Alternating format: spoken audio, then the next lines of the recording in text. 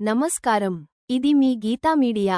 తాజా రాజకీయ వార్తలతో మీ ముందుకు వచ్చాం. ఈ రోజు కడపలో జరిగిన టీడీపీ మహానాడు సభలో పార్టీ అధినేత నారా చంద్రబాబు నాయుడు శబ్దాన్ని కదిలించే ప్రసంగం చేశారు. ఆంధ్రప్రదేశ్ అభివృద్ధే మా లక్ష్యం అని, అమరావతిని తిరిగి ప్రపంచస్థాయి రాజధానిగా తీర్చిదిద్దుతానని చంద్రబాబు గర్జించారు. ప్రజల ఓటుతో అధికారంలోకి వచ్చాం.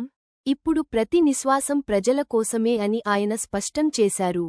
బ్రీఫ్ కేస్, రాష్ట్రంలో అవినీతి నిర్మూలనకు కఠిన చర్యలు తీసుకుంటామని, ఆరోగ్య వ్యవస్థలో బదిలీల్లో పారదర్శకత కోసం కొత్త నిబంధనలు తెచ్చామన్నారు. సభకు భారీ సంఖ్యలో పార్టీ నాయకులు, కార్యకర్తలు హాజరయ్యారు.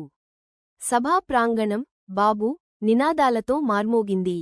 రెండు చేతులు పైకి ఎత్తిన వ్యక్తి, మహానాడు సభలో ముఖ్యంగా యువత కోసం ప్రత్యేక ప్రణాళికలు, ఉద్యోగావకాశాలపై దృష్టి సారించామని చంద్రబాబు తెలిపారు. మీ అభిప్రాయాన్ని కింద కామెంట్స్లో తెలియజేయండి. ఇలాంటి మరిన్ని అప్డేట్స్ కోసం మా ఛానల్ను సబ్స్క్రైబ్ చేయండి. లౌడ్ స్పీకర్, ఇది మీ గీతా మీడియా. మళ్ళీ కలుద్దాం.